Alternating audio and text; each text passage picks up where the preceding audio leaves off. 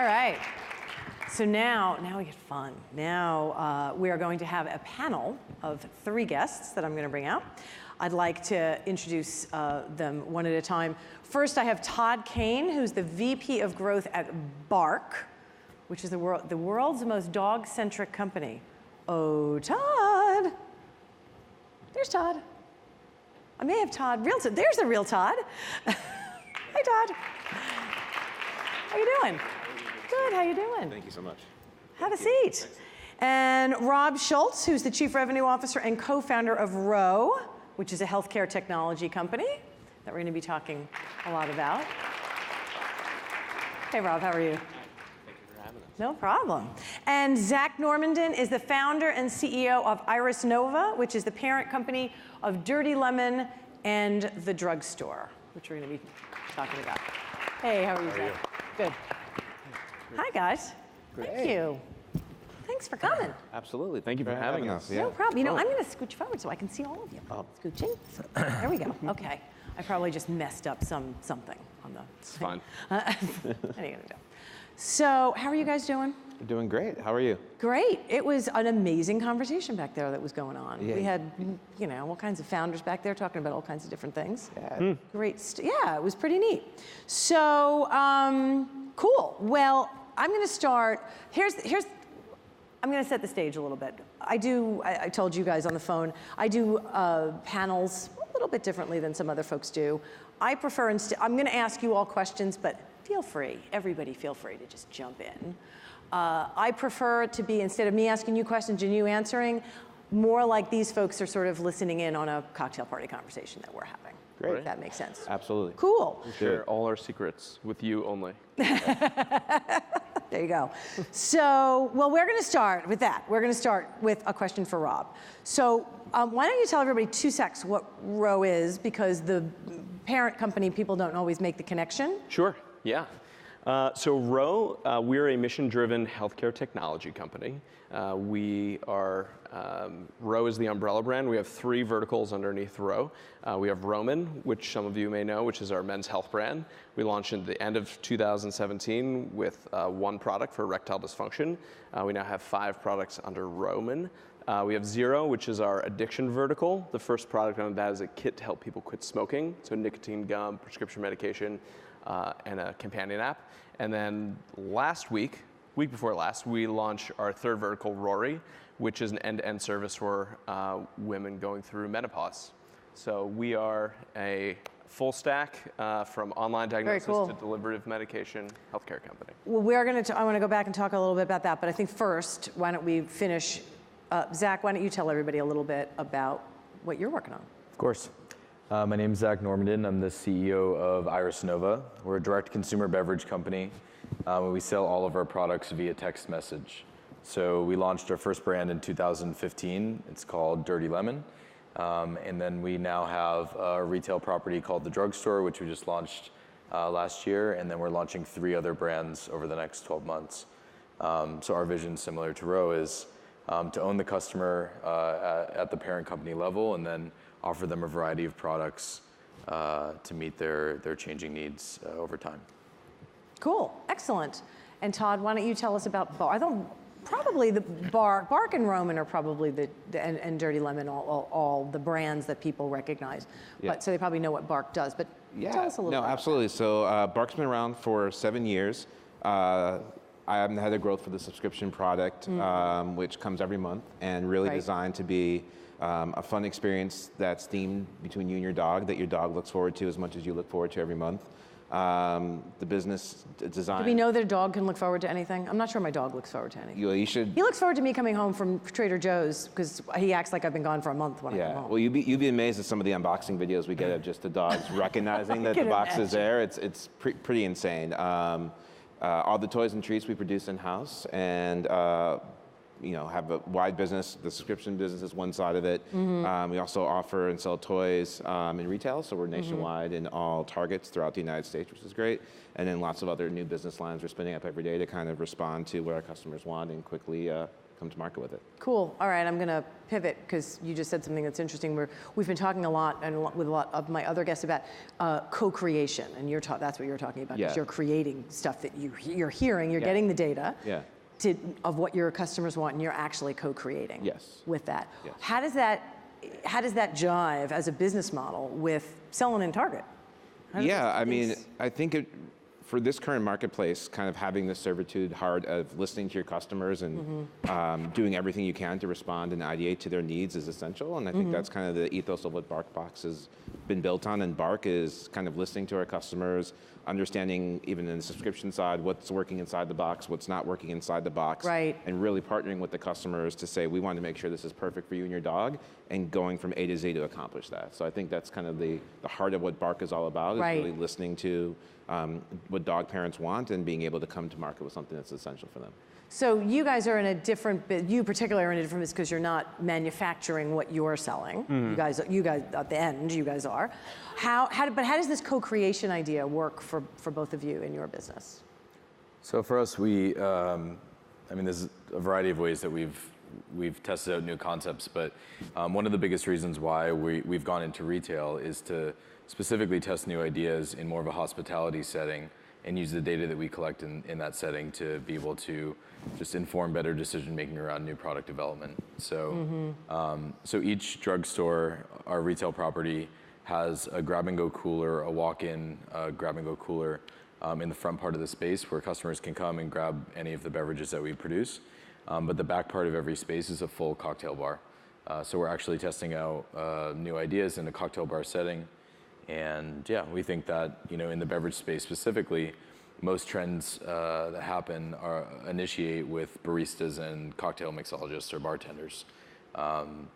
So they're playing around with a lot of ingredients that are making their way into bottled format. And so we want to be at the center of that. But again, it sounds like that's about connection. The connection. Absolutely. The baristas, the cocktail bar. I mean, this is not, you don't go to a cocktail bar and sort of sit in a corner by yourself, right? So it is about creating, being at the center of a communal connection and being the enabler of that. Absolutely. I mean, we want more than anything for it to be a social place that people want to come back to and actually enjoy themselves at. So this isn't a Dirty Lemon activation. It's actually a completely different brand, and it is about connection. It's about community, and like I said, creating a social environment for people to feel comfortable and share their feedback on our products. Great. And Rob, so you have the sort of opposite thing that you got going on. Is the nature of what the brands you started with. You don't. The whole point is you don't necessarily want everyone to know that you're using these products. Yeah, and I think there are certain products, our first slate of products, like when you looked at, erectile dysfunction, we're not creating our own medication. Right. It's all brand name, medication that you would get from any pharmacy. I think the evolution of the brands has been interesting. Like we actually have done a lot more of co-creation recently. So we launched a product called Roman Swipes, which is actually a wipe that helps prolong intimacy for premature ejaculation. That is actually a co-brand opportunity we worked on with a manufacturer. We also have several drug manufacturers that are we're having conversations with about, instead of the traditional launch of go spend $25 million hiring a sales team to go out and individually go door to door to get physicians to prescribe or educate them about a medication, to work with Ro and see if we can kind of be that educational component. So if someone's coming to us with a certain condition, the physicians on our network already know that that's available to them. So kind of to help launch net new products as well.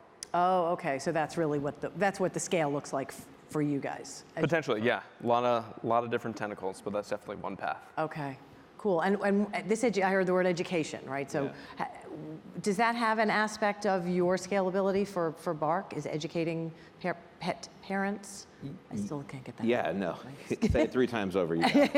No, I mean, education is huge, right? Like we want, and that kind of is our, secret sauce, right? Right. Like we want customers to come in and be hyper aware of what they're getting and hyper aware of how we can serve them after their first box and second box, and stay along for the whole journey. So all that education is really upfront. We try to do, advertising is an amazing place to really storytell, and we use that to really build the story of what BarkBox is all about, what's coming inside the box, and then also what you can do during your kind of onboarding process to better curate your box based on your dog's needs.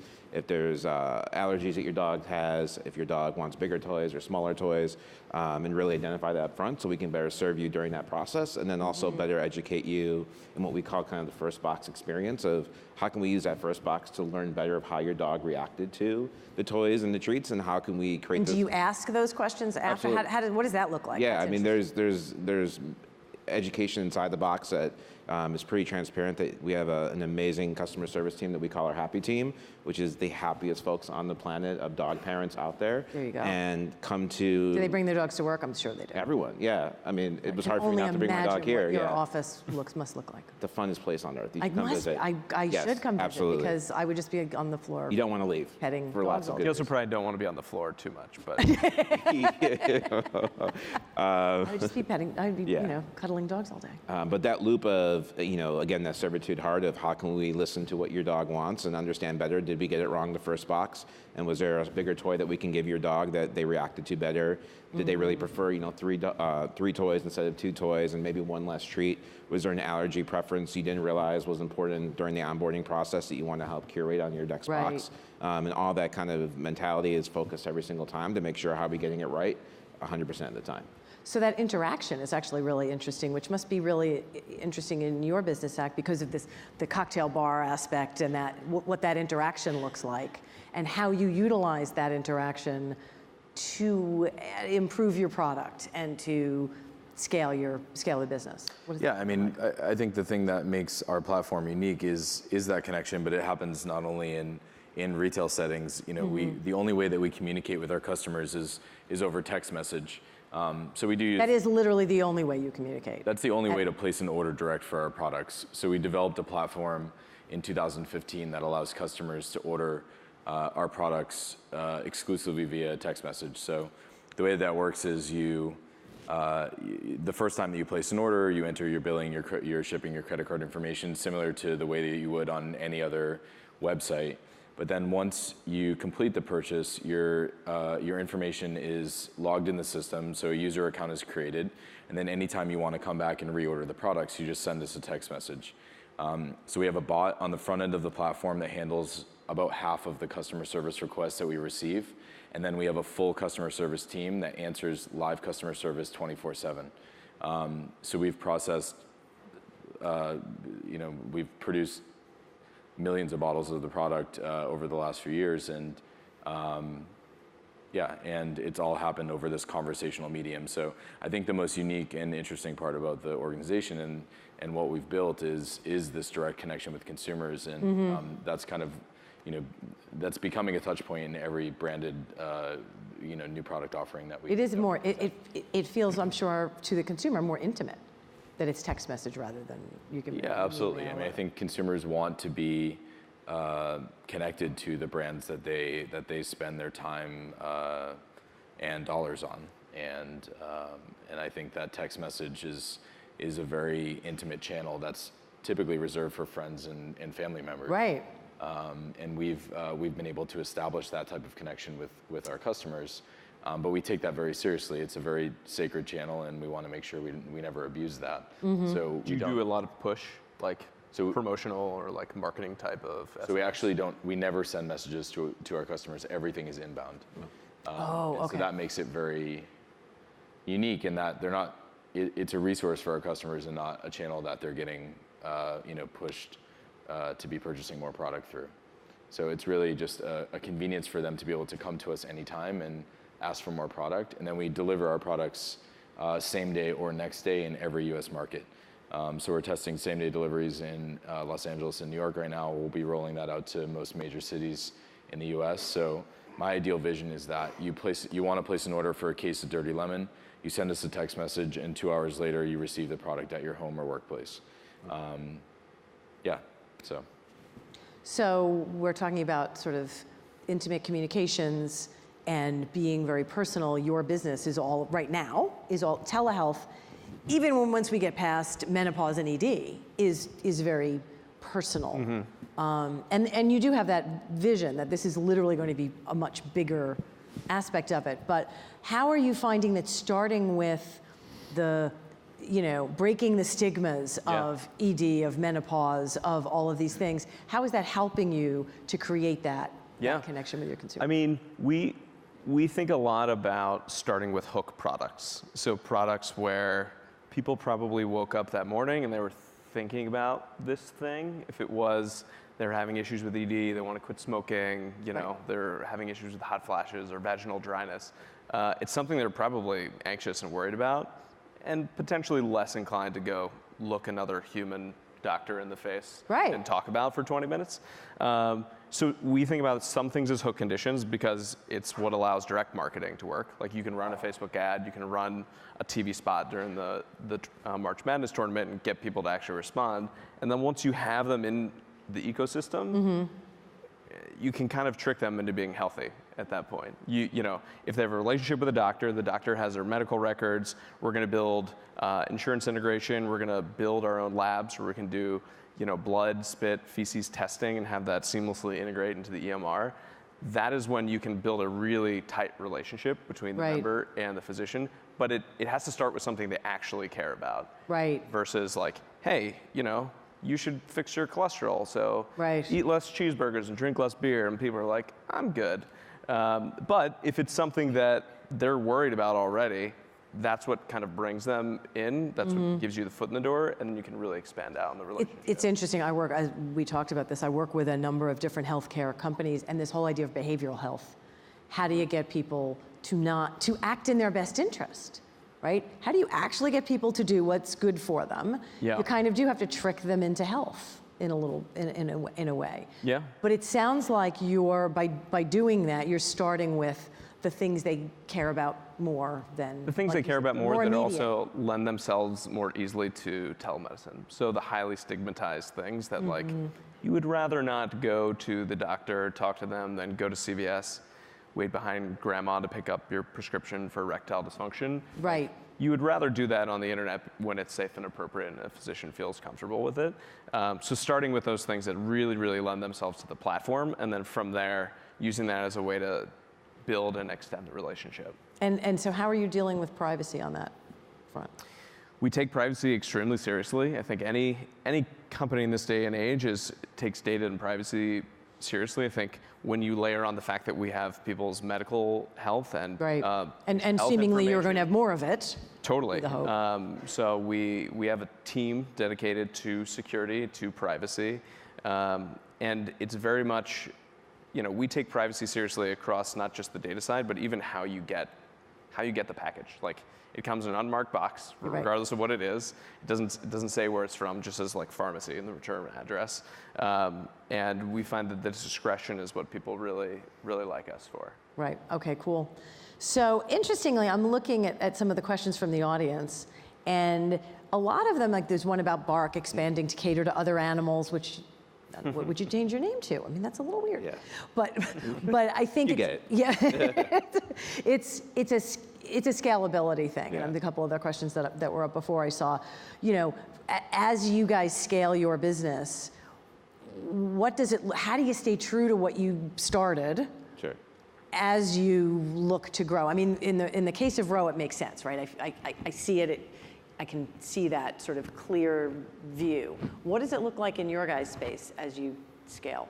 Yeah, I mean, from our side, it goes back to what we're about of creating an amazing experience that you can enjoy with your dog and serving that need and providing the best products possible out there. So I think as long as the business and brand stays in that lane and there's a lot of opportunity in that, then we're staying true to who we are.